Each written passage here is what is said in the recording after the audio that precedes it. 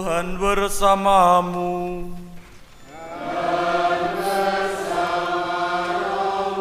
Inilah Injil suci menurut Markus.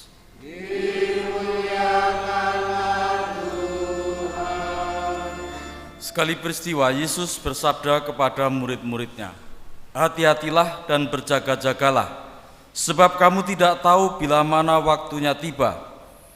Ibaratnya seperti seorang yang bepergian, yang meninggalkan rumahnya dan menyerahkan tanggung jawab kepada hamba-hambanya, masing-masing sesuai dengan tugasnya, dan memerintahkan supaya penunggu pintu berjaga-jaga. Karena itu berjaga-jagalah, sebab kamu tidak tahu bila mana tuan rumah itu pulang, menjelang malam atau tengah malam, atau larut malam, atau pagi-pagi buta. Hal ini kukatakan supaya kalau ia tiba-tiba datang, jangan sampai kamu didapatinya sedang tidur. Apa yang kukatakan kepada kamu, kukatakan kepada semua orang, berjaga-jagalah." Demikianlah sabda Tuhan. Terpujilah Kristus. Bapak saudara sekalian yang terkasih, masa Advent, orang sering menerjemahkan kata Advent itu dengan penantian. Kalau menanti itu tidak menyenangkan. Sebentar saja sudah membuat orang bosan. Tetapi Advent menjadi masa di mana kita mempersiapkan diri dengan penuh pengharapan akan Yesus Kristus yang hadir, yang tinggal bersama kita. Apa yang kita buat, kita lakukan pada masa Advent. Yang pertama, dari bacaan pertama, menyadarkan kita semua bahwa kita ini ciptaan Tuhan yang dibentuk oleh Tuhan dan yang diberi nafas kehidupan oleh Tuhan sendiri. Dengan kata lain, ada di tangan Tuhanlah hidup kita, dan kita semua dengan penuh sukacita hidup sebagai anak-anak Allah.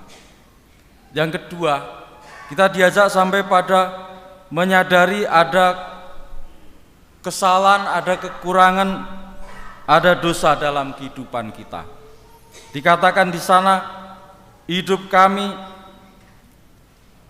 seperti orang najis dan segala kesalahan kami seperti kain kotor. Semua menjadi layu seperti daun dan kami lenyap oleh kejahatan kami seperti daun dilenyapkan oleh angin. Membangun pertobatan salah satunya secara liturgi adalah kita semua dipersiapkan ada penerimaan sakramen tobat. Bukan hal yang baru sakramen tobat itu bagi kita semua, supaya Bapak Saudara sekalian mempersiapkan tobat dengan baik. Liturgi tobat kita ada, ya, supaya ada sakramen tobat itu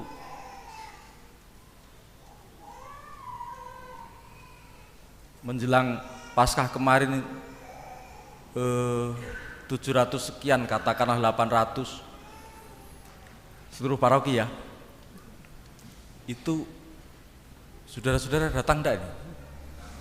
Jangan-jangan enggak datang ya.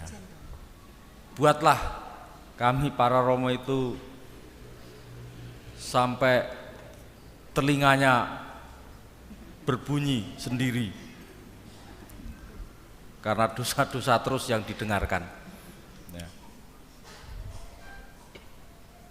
Ada yang apa ya, pekewoh itu ya, silahkan pekewoh juga enggak apa-apa. Tapi dan sampai ada yang puluhan tahun, kapan tobat pertama kali, Tobat terakhir kapan? Dulu waktu mau komuni pertama. Sudah berapa tahun? Sudah lupa. Jadi di ruang pengakuan itu yang lama bukan soal dosanya banyak, tetapi soal hal yang itulah. Dan saudara-saudara tahu kita semua ya, setelah pengakuan dosa diberi nasihat, diberi penitensi atau silih dosa, habis itu sekarang doa tobat silahkan. Ono sing nyaut nganggo basa Jawa, kawula ngakeni, "Duh, aku ya ngono to."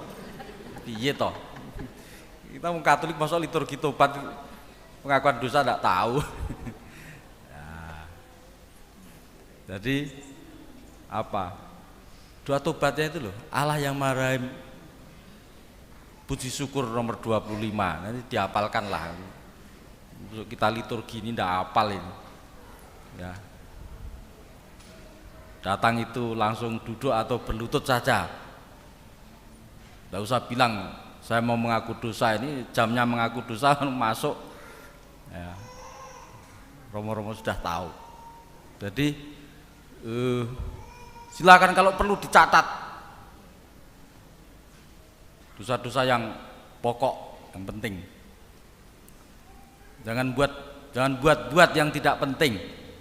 Terus saya melakukan banyak pembunuhan, ngono kan romone kaget teratap lho, wong mateni apa? Apa yang kamu bunuh? Lalat. Itu ndak usah diomongkan lah.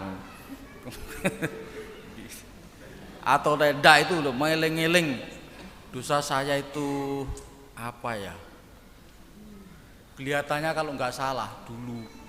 Nah ini tidak pengakuan dosa, ini kamu bikin lama saja ya. Jadi sudah dicatat berapa gitu loh, 5 atau 10, nggak usah cari-cari, itu sudah disiapkan. Ini Bapak Ibu Saudara sekalian, supaya ya pelayanan untuk kita memang kita gunakan dengan sebaik-baiknya. Berikut kita semua diajak sudah menjadi satu anggota tubuh Kristus yang kita alami waktu pembaptisan. Dengan pembaptisan, dengan satukan dengan kesatuan tubuh Kristus ya, kita semua diajak untuk bersukacita, berpengharapan dalam kehidupan kita sebagai anak-anak Allah. Hari ini juga akan ada pembaptisan untuk anak-anak kita, ada 8. Dan Bapak Ibu Saudara-saudara semua sudah sering mendengar dan sudah pernah mengatakan sendiri minimal ya, tugas dan kewajiban orang tua apa, tugas dan kewajiban wali baptis atau umban apa, semua sudah menghadiri rekoleksi dan sudah paham, sudah tahu semua. Untuk itu juga menjadi tugas kita semua, selain kita meneliti hidup kita masing-masing, juga kita diajak untuk sampai pada kesatuan sebagai umat pilihan Tuhan. Bagaimanakah kita membangun suatu pengharapan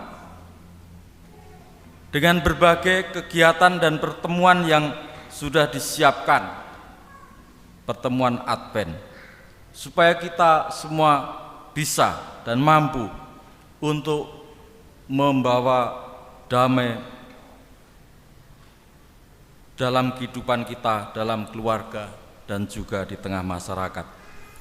Oleh karena itu, Ibu Bapak Saudara sekalian, marilah kita mohon supaya memasuki masa Advent kita semua senantiasa dalam kesehatan yang baik dan juga dalam hati yang sukacita untuk menyambut Yesus Kristus Tuhan kita.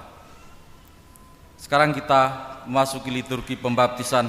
Anak-anak saya persilahkan untuk dibawa maju ke depan.